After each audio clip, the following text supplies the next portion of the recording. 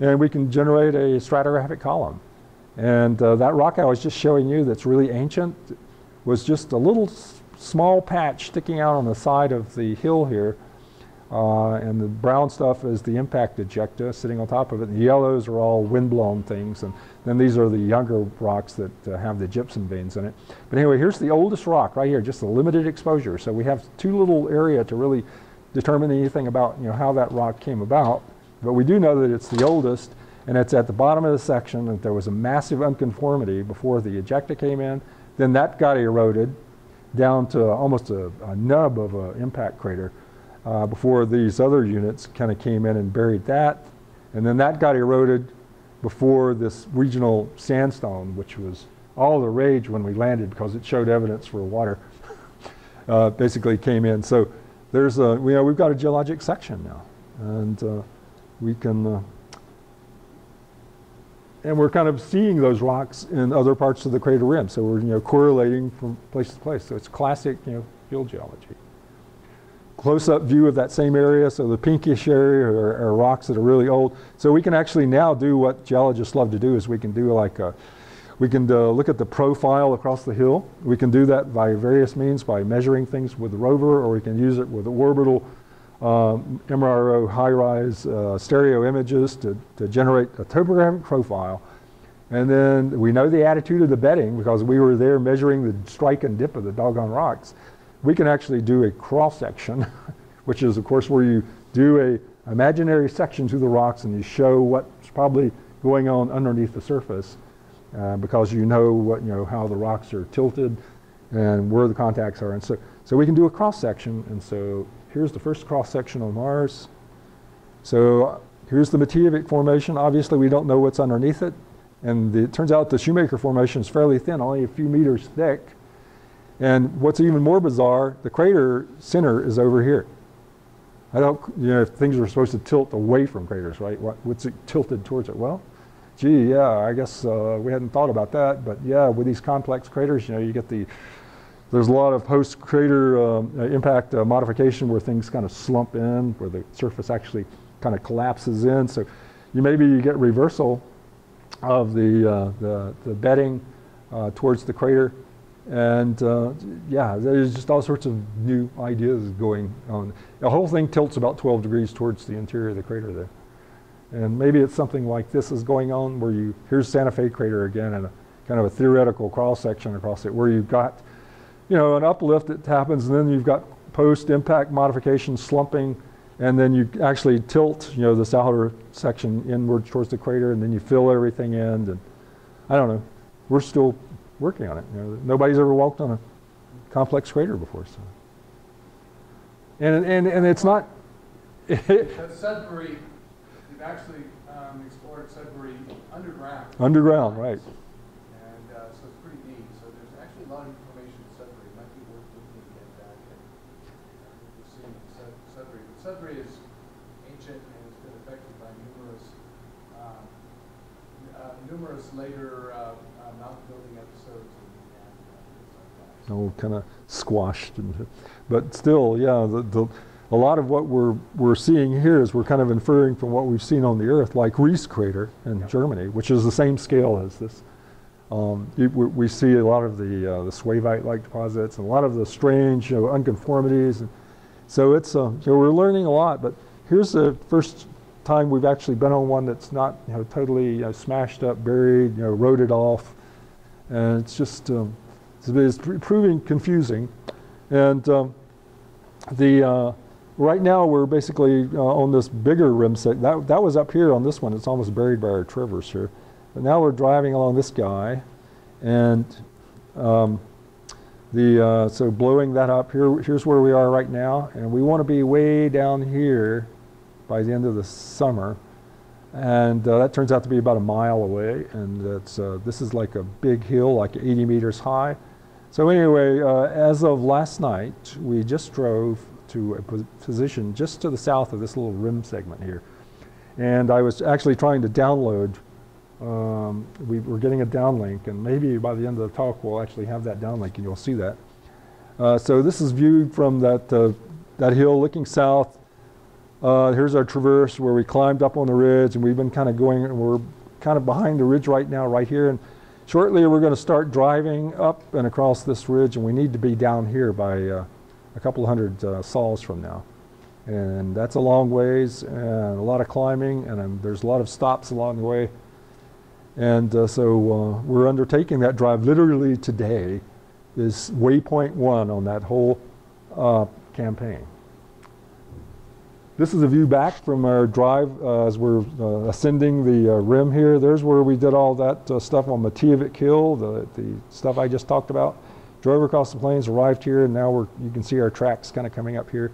Here's the other side of the crater, 22 kilometers away over there, so it comes around here and you're on one rim.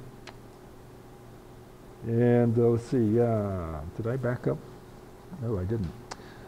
So here we are again. So here's the this ridge right here. I think what I have planned now is to show you, here's a blow up. You can actually see opportunity sitting on the crater right there. See that? You know how big it is, so you know what the scale of this image is. And there it is sitting there. That's not a particularly good image this time. It was not as clear as some of them.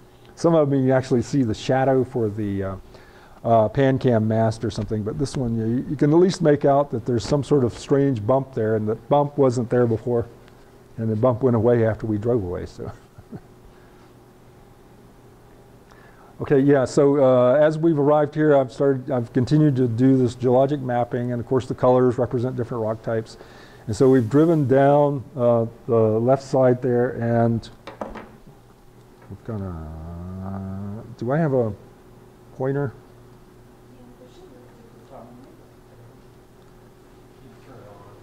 Turn it. Okay, got it. Yeah, so we were driving down this here, and here's the continuation. So literally in the past few weeks, what we've been doing is driving along here, and it's like this long straight ridge, and we wanted to get to the end here, and you see it's kind of totally whacked off here. And what we wanted to do was to drive down here and look back and see if we can figure out which way things are dipping, because it's like a road cut through the crater rim here. We don't know why the road cut is there, but there it is. And anyway, along this ridge we also saw evidence from orbit for clay minerals, so we've been kind of prospecting for those as we drive along. And so what I wanted to do is just give you an idea of how we drive on the surface of Mars and what you see on the ground and stuff like that, by just showing you some of the scenes from this drive in the last few weeks. And one of the ones was when we arrived here, we did a panorama looking out towards the crater from a location here. So that is shown in the next image. So there's looking out across the crater. Here's the near rim, there's the far rim, 22 kilometers away. There's the sandstone kind of coming in and flooding the crater. There's the rim kind of coming around here. Move to the right. So there's the continuation of the rim coming around. So that's far rim of the crater. Here's the near rim. And then move over here. There's the near rim. And so here's where we've been driving. And this was taken before we actually arrived at where we are right now. Right now we're right on the other side of this little point right here. And we're headed over to this, and eventually we're going to drive over that, and we need to be over here. And again, you know what the scale of this is, because I just showed you the Valles Caldera, right? And you know that it's just like driving down the road. So here's a close-up map that I maintain of our drives. And you can see different sols here, sol 3710, 13, and then we end up down here at 18. And yesterday I suggested that we drive right here to image the end of this. So hopefully at the end of the talk I can show you the image that just came down for that. But I wanted to start up here and show you what it looks like from here looking this way. Okay, so keep this little bump in mind. So this is a ridge. Crater interior is that way, and the outside's this way. So we've been driving this way, so the bump here, and we're going to look this way in the next image. And there's the bump, okay, and so there's the inside of the crater, and so everything out here, it turns out, is tilted this way. But if you get up here, everything's flat. So my suspicion is there's a big fault going through here, and that there's drag folding, where the stuff on the right is basically being dragged as it drops down against the fault. But that's just the hypothesis. That's why we're doing a measurement at the end of this drive this morning. So then the next picture is from right here, right next to it. There it is. We're close to it. And see again, there's everything's kind of tilted this way, flat lying up there. So then in the next drive, we actually went over here and looked at the back side of this guy because a bunch of guys thought maybe that was something really different, but looked like impact breccia to me. But anyway, so then that would be right here, looking at and there's by the way, there's that dark fin-like thing right there. And so here's looking at it head on. Okay, so you're looking at the flat face of the outcrop now. So we were looking at it edge on from over this direction before. So this is impact breccia looking back uphill.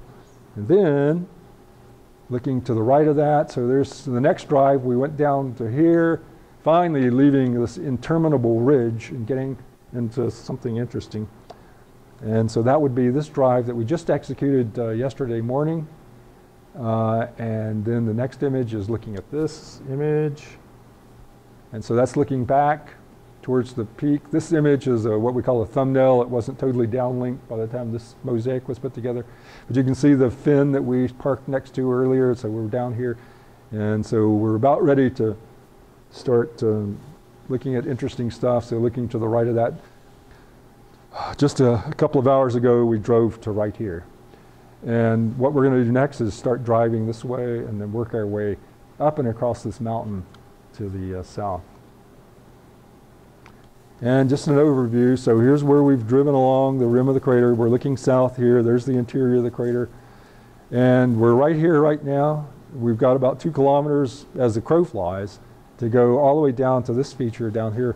We're calling the Smectite Valley because it's a valley way down here. Here's where we are now. Here's the valley. Here's the close-up of where we are now. But here's the valley here and then blown up over here on the right. This valley that cuts through the rim from orbit is just like glowing red hot with the indicators for clay minerals. And so we want to get down there and kind of figure out what the heck they represent.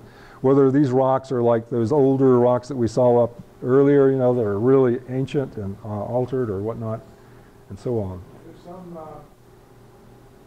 go back to that, I'm seeing light tone fractured material. Oh yeah. Reminiscent of the mudstones in Hill Knight Bay. Yeah, and it could be because there's something making these valleys, and we don't know what. Maybe it's a remnant of earlier highland type aqueous environment. And what the heck is this thing too? It turns out that it's kind of weird looking. And yeah, there's a lot of fractures if you look at these. It's kind of a systematic fracturing. And the geologic, the mudstones erode really rapidly. The rim, you don't preserve the crater rims. You do with more resistant rocky craters. And that just, I think that's one of the big, the results from curiosity. It'll be just really amazing to see if we can verify that. yeah, there's been a lot of synergy that way, hasn't there? Yeah. Yeah, that's why I forgot to put the little video on with the fist bump between curiosity and opportunity. Anyway. So we make sure Jane has time sheet. We have about 5 minutes left. Okay. Including time for questions. All right. Okay. I have a question. It's been bugging me for the past few days about the presence of sulfur and the sulfates. Yeah. My mineralogy isn't that good. What is the environment? So what kind of environment will they be forming in? The sulfate environments, it's obviously an area where there's a lot of sulfur. And it's an environment where we have enough water to at least cement those together. And so it turns out that it ends up being a very acidic type of water that is present during the formation of a sulfate mineral. So it's kind of like sulfuric acid in some ways. And so it's not a very benign environment for a lot of things. A lot of things don't like to form, like clay minerals, carbonates, silica. Just basically, it's a bad environment for a lot of stuff.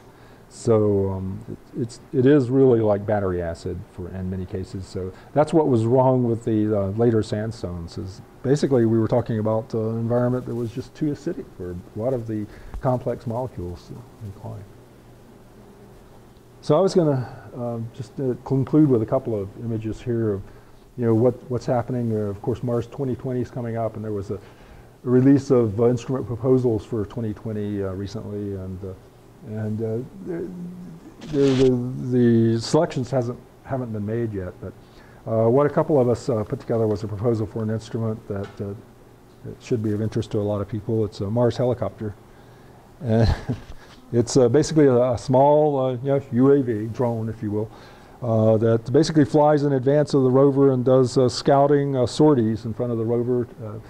We've seen many times on the rovers that we've operated on the surface that there are places we'd like to go, but we don't know whether we need to bother going there. And it would be nice if we could kind of scout them out first. And in any case, scout out the traversability. So it's in this case we've proposed to a small helicopter, and whether it gets selected for this mission or not, eventually this is probably something we'll want to do on Mars. It's doable. We've flown this in a Mars atmospheric chamber. The blades are like a meter across. But we can do that now because we have the autonomy, the microchips are small enough, and so on. And so that's what's going on there. Basically, we attach to the bottom of the rover in a little box, a hanger. It gets dropped on the ground, rover drives off, and we have a no-fly zone near the rover, basically. It unfolds and flies out of the box, and good to go.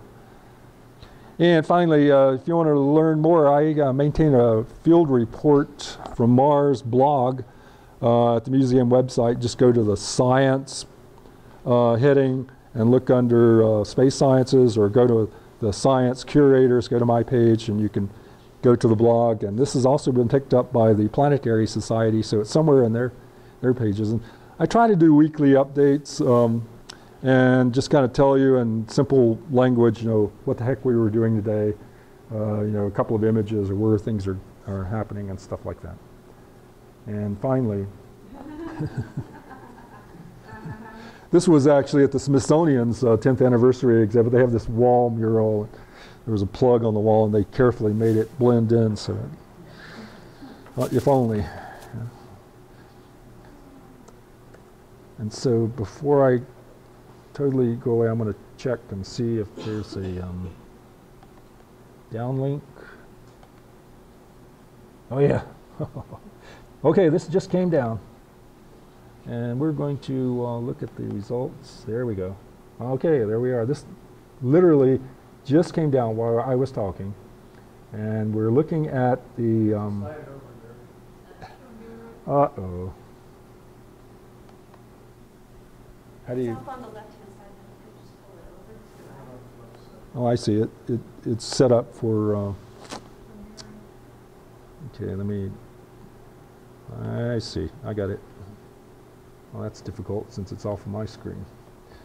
Well, so I showed you guys some pictures of the M-Slide software. This is the Maestro software that the MER team uses, which is very similar. oh well. Go under System Preferences and Display, and click on Mirror Image, then you'll be able to see it on your screen and on the big screen at the same time. Oh yeah, that's right. That's right. Now I know it. I didn't realize I wasn't on mirroring. I usually try to do that. Okay. Okay, here we go. So this just came down. So that's where we were in that last image I showed you. And unfortunately, the image from our view this way is thumbnails, but we should be able to do targeting. We want to look at that and see what the layers are doing and that sort of thing. And then we really wanted to get these images down because in this plan that we're doing in 10 minutes, we'll be driving this way and heading out to the south. Anyway, that's the image, and we're looking at the latest stuff from Mars. Here's the front has cam. And so...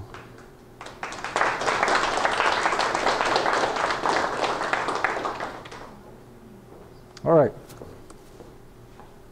you know for the Mars 2020 rover whether they're going to be looking at re-engineering the wheels or altering them in any way? Yeah. Or